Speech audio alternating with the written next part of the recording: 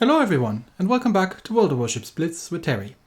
Today, given that it's Royal Navy Week, we'll be looking at a British destroyer. There aren't that many out there, but this is HMS Cossack. She is a Tier 7 destroyer, and this thing is relatively new. She just came out last week before that maybe. And yeah, it's a British destroyer, which makes me very hopeful that we're actually going to see a British destroyer line at some point, but I have no information whatsoever about that. Given that it exists in PC, it's not completely unlikely that we'll eventually get to see them. But for now, we've got the Cossack. Historically, the Cossack has had a very interesting and long history. She's been...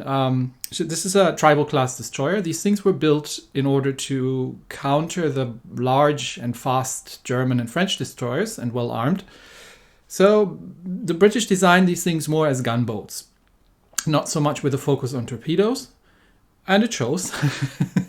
But she had quite a vivid history. She was part of an incident which was quite interesting, because you see Norway. Norway was neutral at the onset of the war, and the Germans were very much dependent on shipments of iron ore, I think from Sweden at the time. So there was some certain amount of interest between both the British and the Germans around Scandinavia. And the Germans had been busy with commerce raiding with the Admiral Graf Spee, and they had captured British sailors and had put them on a tanker. That was the Altmark. And that ship was on its way back to Germany. Now, she was in Norwegian waters at the time, so neutral waters, and the Norwegians were inspecting the ship. And the Germans, well, they lied. They said there were no prisoners on it, just goods. So the Norwegians believed that. The British, on the other hand, had information that the Altmark was carrying British prisoners of war, or, yeah, sort of. And they sent out a bunch of destroyers to catch her. Now, the problem was obviously that they would catch her in Norwegian waters, which, well, given that it was an act of aggression in waters of a neutral country, was strictly speaking not legal. What happened was that the Cossack here actually managed to get in front of that tanker. The tanker rammed the Cossack and tried to push her into the fjord. But she managed to get away with minor damage, and the British managed to board that ship and capture and kill some of the German crew, and managed to free their captive prisoners and get them out of there. Well, the Germans were obviously furious, and the Norwegians weren't extremely pleased either, because while they were neutral, they didn't particularly like that sort of incident. It actually led to both the British and the Germans eventually doubting the Norwegian neutrality, and was part of what convinced the Germans later on to make sure that their supply lines stay open and actually invade Norway.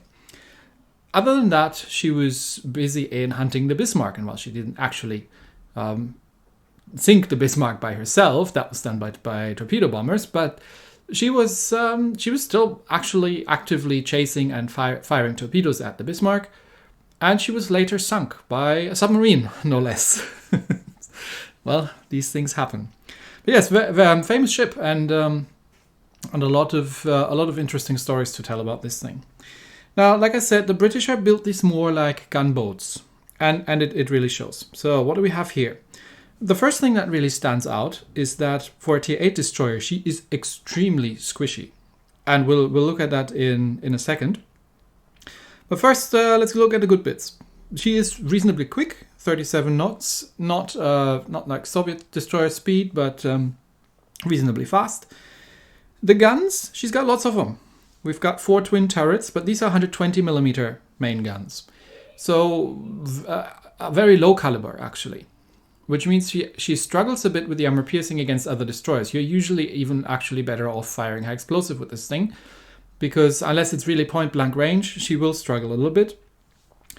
But the range is good with 9 kilometers, and they reload reasonably quickly as well. Torpedoes is a bit of an afterthought here. She has 1 quad launcher And given that it's a British destroyer, she can launch them either single-fired or she can launch them in a widespread. Usually you'd want the single fire, but But it's just one launcher. So you've got four. It reloads in 47 seconds, which isn't terrible, but again, still one launcher. Long range though, with about 9 kilometers. But this is not a torpedo boat. The AA is not great. She's got a bunch of pom-poms and that's it. And the concealment with over 6 kilometers is not the greatest either, but not also completely terrible. What I mentioned about this ship being somewhat squishy. Let's take a quick look at Tier 8 destroyers around all the range here. Note the. I mean, we don't have the actual armor numbers here, but note the damage reduction and the torpedo damage reduction. Like if we look at, for example, the Kagero, she gets a 4.5% damage reduction. The Benson actually gets a 6% damage reduction. And something like the Tashkent, 4.5. If Loyang on 6, which makes sense. But Yukikaze 4.5. Asashio 4.5. This ship is taking a lot of damage from destroyer guns. If you're in a gunfight with something like a Soviet destroyer, even though you actually have 8 main guns, you'll be in trouble. She is very, very squishy. But in terms of ship skills, we've got an interesting newcomer here. She gets sonar, which is not something new, but she also gets the fuel smoke. We've seen this before on the USS Hill, the premium tier 5 destroyer.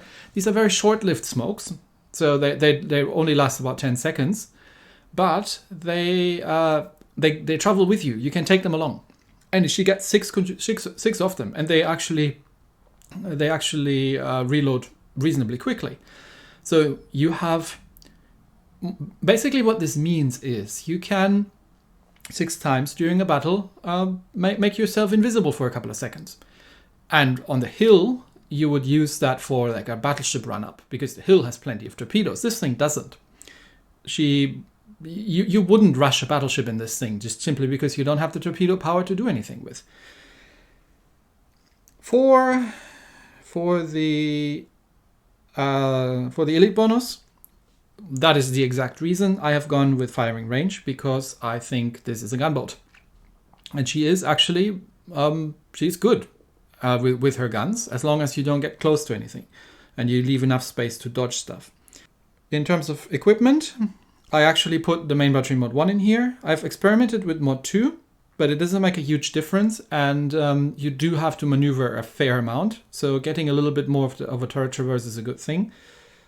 Other than that, I actually have propulsion mod 1 here, and I have the speed mod, not the steering mod, because she is reasonably maneuverable, and the speed is really your friend here. You do need to get in and out of things very, very, very quickly. For me, the first battles, I was absolutely dreadfully struggling with this ship. I couldn't get anything done for a couple of battles. So if I was in your team in my first games with this, I'm absolutely sorry but for my dreadful performance. But it took me a while to figure out what this ship is and how this actually works. She is very different, plays very different from other destroyers, most other destroyers. What else have I put in here? I have a commander. Normal stuff, underwater protection, the torpedo alert. You can take battlefield support for an extra sonar if you feel the need. Preheating, to get off the ground in the beginning of the battle. Victorious charge, because you have no AA things or something. I actually have the Daredevil in here, because yes, this ship is all about maneuverability. Recon and surveillance, so we can actually compensate, make proper use of our sonars.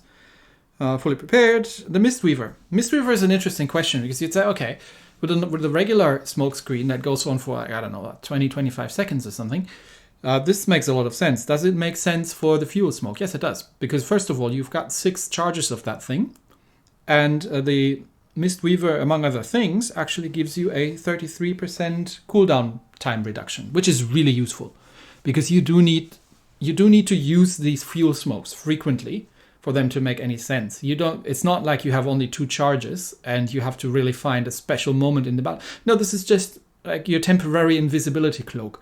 You just, whenever you need to get out of dodge, and you do need to get out of dodge a lot in this ship, if I find, then you do need to use the fuel smoke, and that's kind of why I think this Mistweaver skill still makes sense. And it still extends it for a second or so it's still good.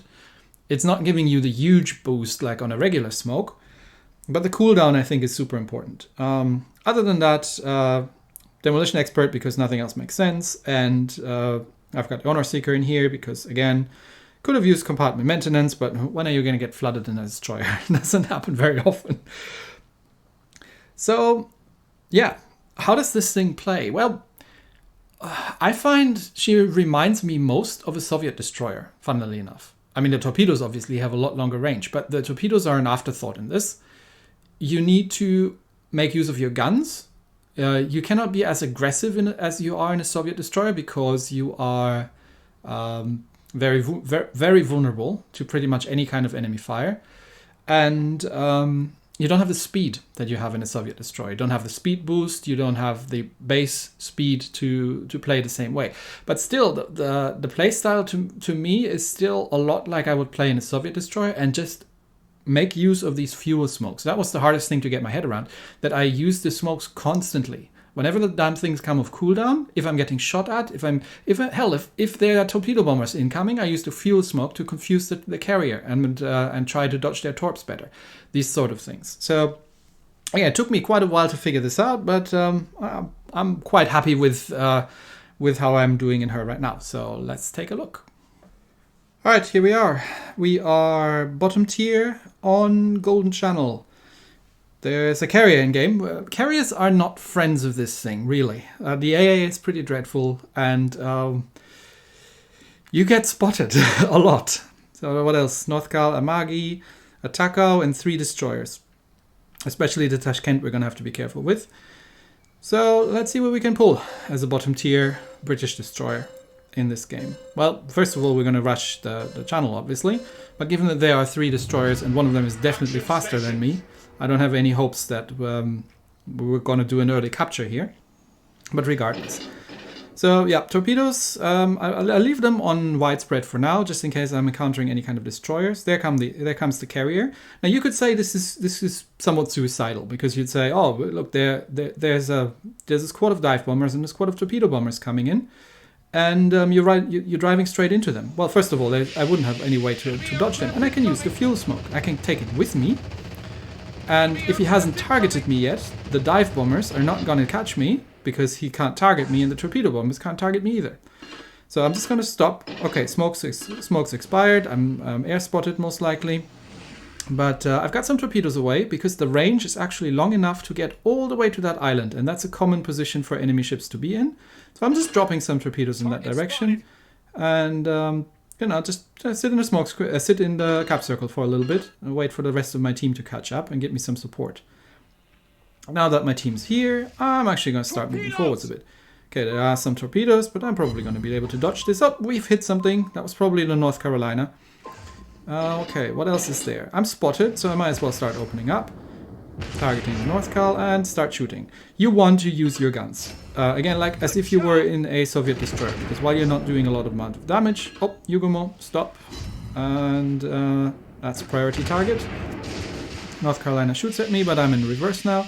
And I can, again, use the fuel smoke, because it's already off cooldown, just to get myself out of this problematic situation. Okay, North Carolina. I'm gonna presume he stays there, because the Yugumo just smokes him up. So I'm gonna drop a straight line of torpedoes that way. And presuming that he's gonna stay in his smoke. Okay, there's a Tashkent next to me. That's not good. Soviet destroyer, extremely good guns. I wanna do something about the Yugumo, but Tashkent is a bigger problem, because he can rip me to pieces with these guns. So, up there's one. Got one torpedo hit in North Carolina. Ow, yeah, that's what I'm talking about. You do not want to get into a gun duel with these things. You're definitely gonna be on the short end. Even though you actually have 8 guns, it's not a good thing. And you see my smokes again off cooldown, so if I needed to, I could smoke up. But I'm just gonna drop some torps in his direction, in his path, in case he decides to hit the cap circle, and I can smoke up and disengage. So you can use this fuel smoke. You don't have to stop. So this is something you actually have to learn. You don't have to stop. But keep the guns firing and use the smoke. You can take the smoke with you, keep the guns firing. Do we get a torpedo on the Tashkent, or is he breaking it out? No, he's run into the island, but of course that means I can keep shooting at him. And now the cap circle is being flipped, so I gotta get back in there. Nope, we still caught the torpedo. Okay, well, it looks like the North Carolina there is coming in, but we've driven off the Tashkent. The torpedoes are almost reloaded, and the North Carolina isn't looking. So again, it makes no sense to rush this thing because you don't have the torpedo power. But I can still use the fuel smoke, and I'm actually reversing with the fuel smoke here. I can still take it with me, which gives the ship behind me a bit of cover, and I get some fire set, and I get some torpedoes in there. Okay, smoke's expired, but the North Carolina has taken all the fire and all the torpedoes. Do we get the kill on this thing? Yes, we do. Okay, well, that's that cleaned up. What's left? Amagi over there. Okay, now we can start moving forward. But you see how you can. I mean, we're not going to shoot anything, not any planes down in this. But you see how you can actually use the special features of the ship. Play her as a gunboat, just like you would a Soviet destroyer. Keep the guns firing because you've got 8 of them. Even though they're small caliber, they can still set fires. And the long-range torpedoes are good.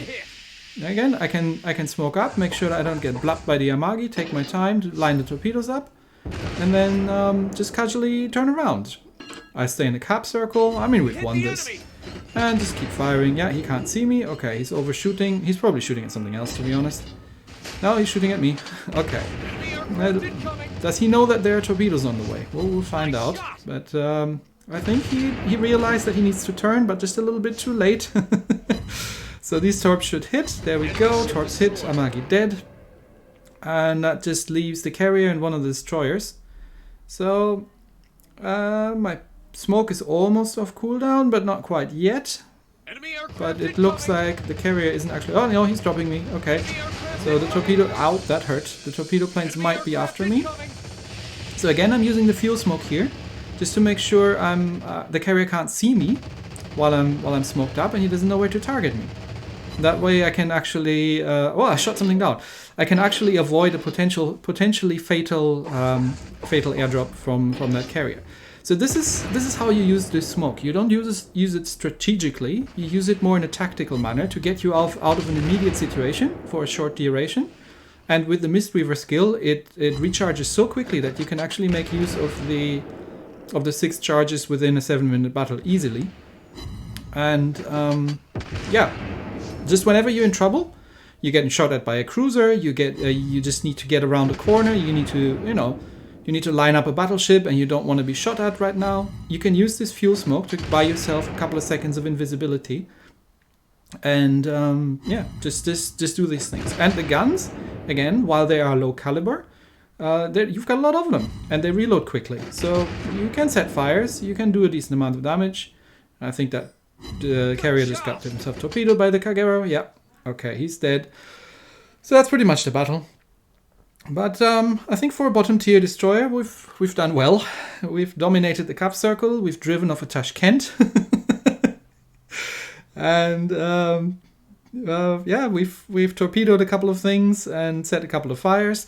This is kind of this is the sort of playstyle that I eventually settled on with this ship, because of this very special setup of skills.